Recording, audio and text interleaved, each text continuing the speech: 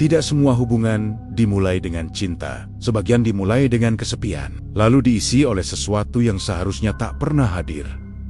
Ia tidak pernah melihat wajahnya dengan jelas, hanya suara lembut di telinga, napas hangat di leher, dan sentuhan yang selalu datang saat lampu dimatikan. Awalnya ia mengira itu mimpi, sampai tubuhnya melemah setiap bangun pagi, dan ada bekas tangan hitam yang tak pernah bisa dijelaskan. Warga bilang, itu gangguan biasa. Ustadz bilang itu peringatan. Tapi saat wanita itu hamil, barulah semua sadar. Ia tidak pernah sendirian di kamar itu. Kejadian itu tidak berhenti. Malam berikutnya, dan malam setelahnya, Nadia kembali merasakan kehadiran itu. Selalu setelah tengah malam. Selalu saat rumah benar-benar sunyi. Tidak ada wajah. Tidak ada bentuk jelas, hanya tekanan di kasur, sentuhan samar di lengan, dan suara yang memanggil namanya, seolah mereka sudah saling mengenal sejak lama. Aku menjagamu saat kau menangis dulu. Aku ada ketika semua orang meninggalkanmu. Anehnya, Nadia tidak berteriak. Ia tidak lari. Ia hanya diam, mendengarkan. Tubuhnya lemah setiap pagi. Matanya cekung. Namun, wajahnya justru terlihat tenang. Tetangganya mulai memperhatikan perubahan itu.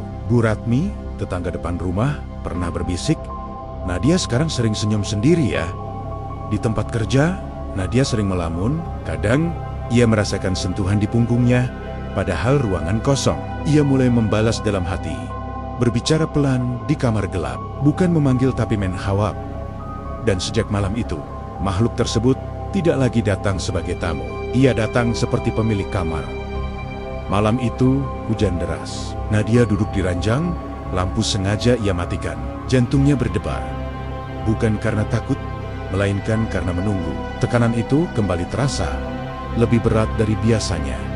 Suara itu kini terdengar berbeda, lebih tegas, lebih dekat. Aku tidak suka jika kau diganggu manusia lain. Sejak malam itu, setiap pria yang mencoba mendekati Nadia selalu mengalami hal aneh. Ada yang jatuh sakit mendadak, ada yang mimpi buruk berhari-hari, ada pula yang melihat sosok hitam berdiri di belakang Nadia saat mereka berbicara. Nadia mulai sering bermimpi aneh, tentang padang pasir gelap, tentang istana tanpa pintu, tentang janji yang tidak pernah diucapkan dengan kata-kata, tapi diikat dengan keberadaan. Dan perlahan, Nadia sadar, satu hal yang membuatnya menggigil. Ia tidak lagi berani tidur tanpa kehadiran itu. Perubahan itu mulai menakutkan. Nadia kini jarang keluar rumah, bukan karena tidak ingin, melainkan karena selalu ada perasaan diawasi. Jika ia berdiri terlalu lama di depan jendela, tirai bergerak sendiri. Jika ia berbincang dengan tetangga pria, dadanya terasa ditekan. Saat malam tiba, makhluk itu tidak lagi berbicara dengan nada lembut. Kau milikku, dunia manusia bukan tempatmu. Suatu malam, Nadia memberanikan diri menyalakan lampu. Ia ingin melihat apapun yang selama ini datang ke kamarnya. Namun begitu cahaya menyala, udara kamar menjadi dingin. Sangat dinjin lampu berkedip, lalu padam. Dan suara itu terdengar, tepat di belakang telinganya. Jangan coba melihatku. Keesokan harinya, Nadia ditemukan pingsan di kamar mandi. Di lehernya ada bekas seperti tekanan jari, bukan luka, tapi cukup untuk membuat Bu Ratmi beristighfar berkali-kali. Desas-desus mulai menyebar. Rumah itu memang bermasalah. Ibunya dulu juga sering bicara sendiri. Katanya pernah ada perjanjian. Nadia mulai menyadari satu hal mengerikan. Makhluk itu cemburu, dan kecemburuan itu tidak mengenal batas. Nadia mulai kehilangan kendali atas dirinya. Ia sering terbangun di posisi berbeda dari saat tidur. Kadang di lantai, kadang di ruang tamu. Pintu depan terbuka, padahal ia yakin sudah menguncinya. Yang paling menakutkan adalah perubahan pada tubuhnya. Setiap pagi, tubuhnya lemas seperti habis sakit berat. Nafsu makannya hilang, berat badannya turun drastis. Namun setiap malam, ia justru merasa penuh, seolah ada sesuatu yang mengisi dirinya dari dalam. Ia akhirnya menemui seorang ustaz kampung bernama Ustaz Malik.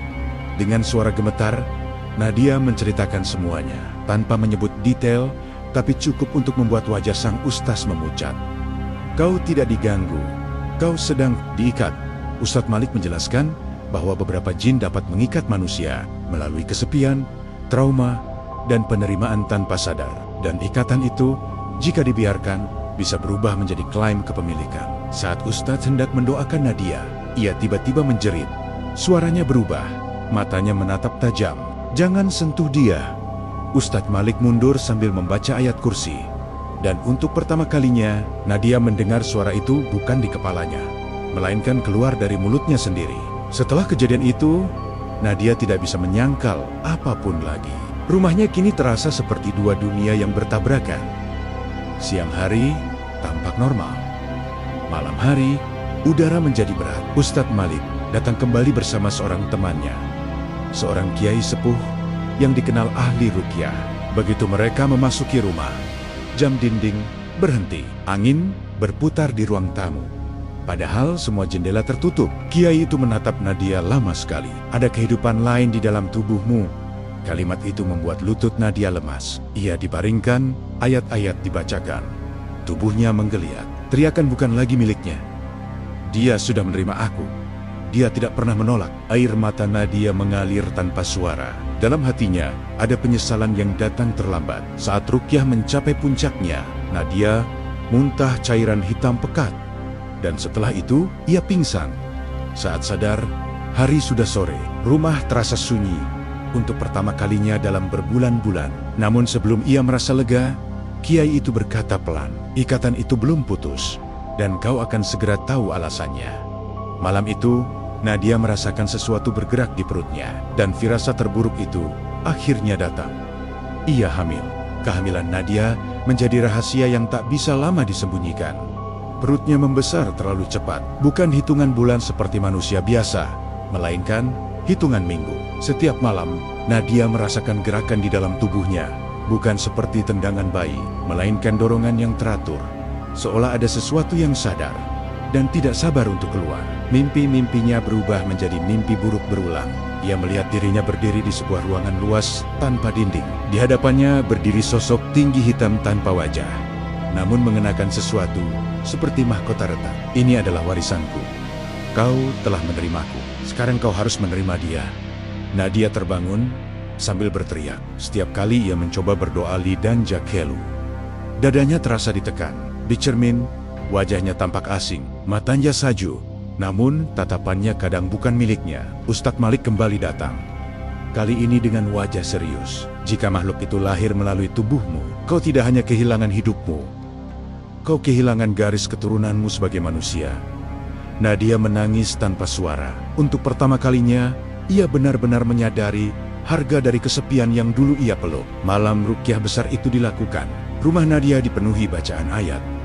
Lampu padam total, angin berputar seperti pusaran. Nadia diikat keranjang, bukan untuk menyakitinya, melainkan untuk mencegah tubuhnya melukai diri sendiri. Teriakannya berubah-ubah, kadang suara perempuan, kadang suara yang dalam, kasar, dan penuh kemarahan. "Dia milikku. Kalian terlambat." Dinding rumah bergetar. Figura jatuh satu persatu. Saat kiai membaca ayat terakhir, Nadia melengking keras, lalu tubuhnya terdiam. Keheningan itu lebih menakutkan dari teriakan. Kiai itu membuka matanya perlahan. Makhluk itu tidak pergi. Ia hanya bersembunyi. Tiba-tiba, perut Nadia bergerak hebat. Ia menjerit kesakitan. Dan dalam kepanikan itu, cairan hitam kembali keluar dari mulutnya. Ruqyah dihentikan. Kiai itu berkata dengan suara berat, "Jika diteruskan, nyawanya tidak akan tertolong." Makhluk itu telah menancapkan dirinya terlalu dalam. Pilihan Nadia hanya satu, menjalani sisa hidupnya dengan ikatan itu, atau mengorbankan dirinya untuk memutusnya. Nadia meminta semua orang keluar. Ia duduk sendiri di kamar gelap. Tempat semua ini bermula. Ia tidak menyalakan lampu. Ia tidak menangis. Untuk pertama kalinya, ia berbicara dengan suara tegas. "Aku tidak pernah memilihmu. Aku hanya lemah." Udara kamar menjadi dingin, tekanan itu datang lagi. Namun kali ini, Nadia tidak melawan dengan tubuh, melainkan dengan niat. Ia membaca doa sekuat yang ia bisa. Terbata-bata, patah-patah, tangannya gemetar, tapi bibirnya terus bergerak. Tekanan di dadanya semakin kuat, napasnya sesak, dan saat fajar menyingsing, teriakan terakhir Nadia menggema di rumah itu. Pagi harinya, Nadia ditemukan tak bernyawa di kamarnya. Wajahnya tenang, perutnya kembali rata. Tidak ada tanda kekerasan, tidak ada penjelasan medis. Hanya satu hal yang aneh. Bekas hitam di pergelangan tangannya telah menghilang sepenuhnya. Rumah itu kini kosong. Tidak ada yang berani membelinya. Tidak ada yang mau menginap. Namun warga sekitar bersumpah, setiap malam tertentu lampu kamar Nadia menyala sendiri, lalu padam saat subuh. Ustadz Malik pernah berkata, tidak semua gangguan datang dengan paksaan. Sebagian datang karena kita membuka pintu. Kisah Nadia menjadi peringatan tentang kesepian yang dibiarkan terlalu lama, tentang doa yang ditinggalkan, tentang batas yang dilanggar tanpa sadar. Karena makhluk dari dunia lain tidak selalu datang untuk menakut-nakuti, sebagian datang untuk tinggal. Dan saat kita menerima mereka, mereka menuntut lebih dari sekadar perhatian. Mereka menuntut jiwa. Jika kamu merasa cerita ini terlalu dekat dengan kenyataan, mungkin itu bukan kebetulan. Jaga dirimu, jaga hatimu, dan jangan pernah membuka pintu pada sesuatu yang tidak akan pernah pergi dengan damai.